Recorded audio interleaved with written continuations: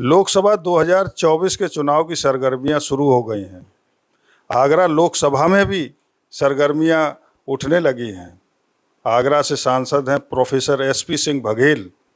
भारत सरकार में स्वास्थ्य राज्य मंत्री भी हैं और इससे पहले कानून राज्य मंत्री भी रह चुके हैं।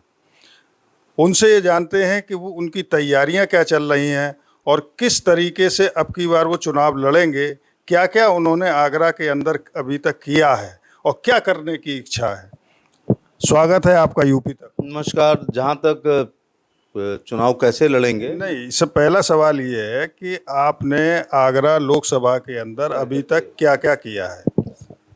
जहाँ तक आपकी तैयारी का जो सवाल था उसका जवाब ये है कि जब मैं चुनाव की जीत का सर्टिफिकेट लेता हूँ तो अपने घर बाद में आता हूँ, 2-4 मोहल्ले लौटते में करके आता हूँ।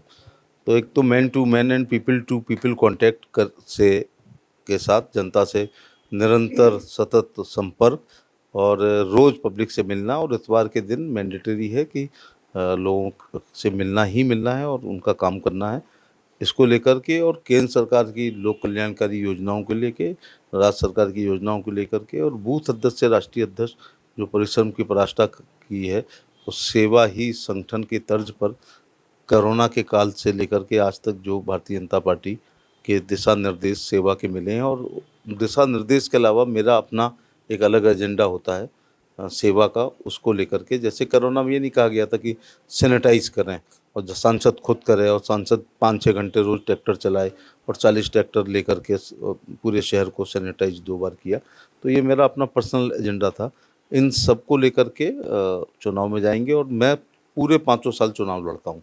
कोई भी प्रत्याशी टिकट पाने के बाद जितनी 15 दिन मेहनत करता हूँ, वो 365 दिन 5 साल मैं स्वयं करता हूँ। मेरा अपना एक भगवान की कृपा है कि 12 बजे रात से पहले हम लोग कभी घर नहीं आते हैं।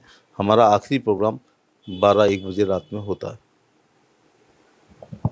अच्छा, आगरा के अंदर, आगरा लोकसभा के अंदर आपने कौन कौन से उल्लेखनीय कार्य कराए हैं जो यहाँ के लिए ज़रूरी थे।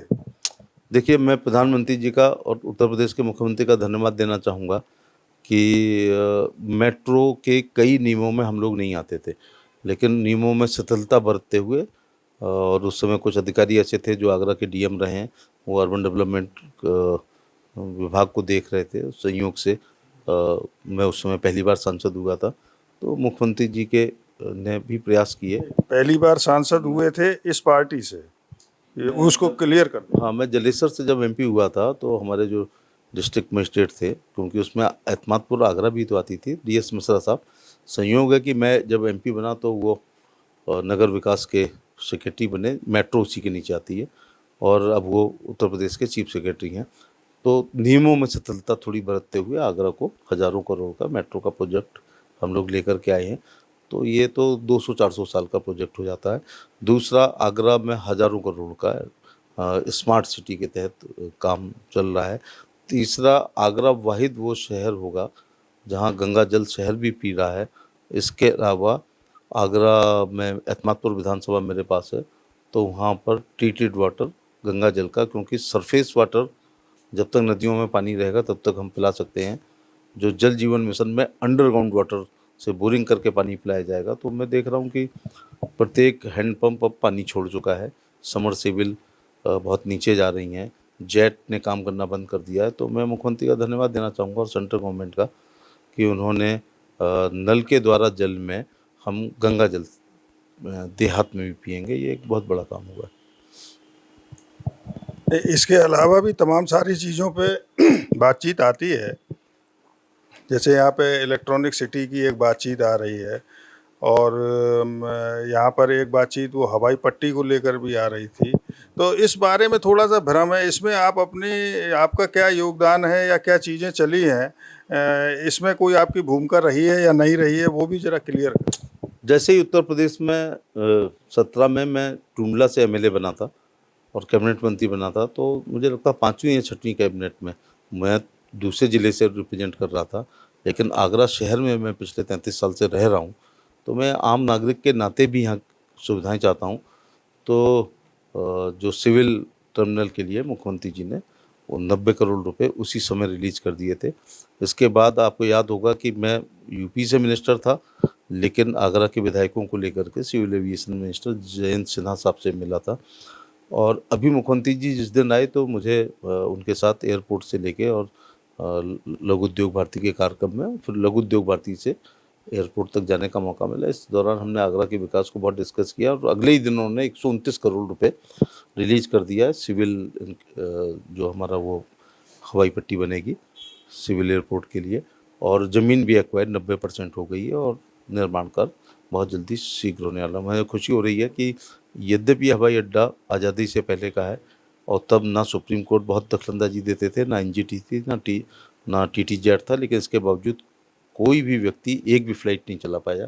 जो दिल्ली आगरा खजुराहो थी 60 साल पहले वही चलती थी। आज मुझे बताते हुए खुशी हो रही है कि मेरे अपने प्रयास से आगरा बेंगलोर, आगरा अहमदाबाद, आगरा मुंबई, आगरा भोपाल, आगरा लखनऊ और 29 तारीख को हम जो अहमदाबाद से फ़्लाइट आएगी आगरा, उसको अब जयपुर तक भी लेके जा रहे हैं। और जैसी सिविल बन जाएगा तो देश की हर राजधानी से आगरा को जोड़ेंगे। तो ये इस मामले में एयरपोर्ट संबंधी या हवाई कनेक्टिविटी के मामले में भी बहुत बड़ा काम हुआ है। और हम 29 तारीख को फिर एक यात्रियों का स्वागत करेंगे जो जयपुर के लिए नई फ़्लाइट शुरू हो रही है। अब कुछ काम बाकी हैं, जैसे बैराज होना बहुत ज़रूरी है। मुख्यमंत्री जी से वो भी कहा, लोकसभा में कई बार उठा चुका हूँ, कई बार मिल चुके हैं। मुख्यमंत्री जी एक साइट भी देखे थे यमुना जी पर रबर के लिए, लेकिन उसको टेक्निकल लोगों ने उसको उचित नहीं समझा है। तो एक और दूसरी डीपीआर बन रही है और हम उम्मीद करते हैं आगरा में 15 ब्लॉकों में से 14 प्रॉब्लमेटिक हैं, माने डार्क जोन में आ गए हैं। एक बचा है, वो चंबल डाल परियोजना से बचा है। तो जैसे ये बैराज बनेगा, और हमारे पुरखेर पॉलिटिशियन के झगड़े की वजह से बैराज आज तक नहीं बना है, बल्कि मथुरा बन गया। उसका कारण है कि कुछ लोग अप स्ट्रीम में चाहते थे, निहित स्वार्थ से कुछ डाउन में थे। अब वो चैप्टर क्लोज हो गया है। मुख्यमंत्री जी ने वार्ता में कहा कि नहीं, बनना तो डाउन में ही है और डाउन में ही बनना चाहिए। तो बैराज बनने से वाटर लेवल ऊपर आएगा, शहर के लोगों को भी पानी की भी प्रॉब्लम सॉल्व होगी, किसानों को सिंचाई के लिए पानी मिलेगा, वाटर स्पोर्ट्स हो सकते हैं। और हम सोचते हैं रिवर फ्रंट, फिर हमारा अगला काम हम रिवर फ्रंट पर करने का काम करेंगे। तो उम्मीद करते हैं। और एक स्टेडियम के बारे में मुख्यमंत्री जी से कई बार बात हुई है। इस बार उन्होंने मुझे कहा, संयोग से कार में वो मुख्यमंत्री जी, मैं और उनका एक ब्लैक कैट कमांडो और एक स्पेशल सेक्रेटरी बैठे थे। तो उनके सामने उन्होंने कहा है कि आप डीपीआर बना के भेजो, ज़मीन एक्वायर, ज़मीन देखिएगा स्टेडियम के लिए। मैं तो यहाँ तक खुले मन से कहता हूँ कि मेरे पास शहर में मान लो इतनी ज़मीन नहीं है कहीं पे, तो एतमादपुर विधानसभा है, अगर वहाँ भी उपयुक्त तो नहीं ज़मीन मिल रही है तो चाहे फतेहपुर सीकरी लोकसभा में स्टेडियम चला जाए, एयरपोर्ट चाहे फतेहपुर सीकरी में चला जाए। मैं इन चीज़ों से, हम पॉलिटिक्स में आए हैं जनता को सुविधा के लिए, इसलिए नहीं आए कि वहाँ एक पत्थर हमारा लगेगा उससे हमारा बहुत नाम रोशन होगा।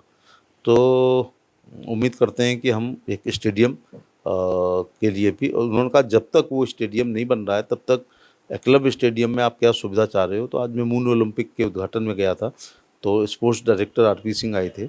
तो जैसे बास्केटबॉल का हम लोग इंडोर, नीचे फर्श पूरा उखड़ गया, इस प्रकार से डीपीआर बना के मुख्यमंत्री से स्वीकृत करेंगे करोड़ों रुपए, और बच्चों को खेलने के लिए एक अच्छी जगह मिल जाए। क्योंकि अब आगरा स्पोर्ट्स का भी हब होता जा रहा है। हमारे बच्चे इंडियन बास्केटबॉल में खेल रहे हैं, इंडिया की टीम में, क्रिकेट में लड़कियां खेल रही हैं, कई खेल चुकी हैं, खेलने की कगार पे हैं, आईपीएल खेल रहे हैं। इंडियन टीम में भी 4 बंधुओं का सिलेक्शन हो सकता है, होगा किसी न किसी दिन। तो ये भी सब प्रेरणा मिल रही है। तो आगरा में 4-5 हज़ार विदेशी तो रोज़ ही आते हैं। तो अगर एक स्टेडियम हो जाएगा तो आईपीएल वगैरह होगा, तो लोग इसलिए भी आईपीएल देखने आएंगे कि एक पंथ दो काज हो जाएंगे, मैच भी देख लेंगे और ताजमहल के दीदार भी कर लेंगे।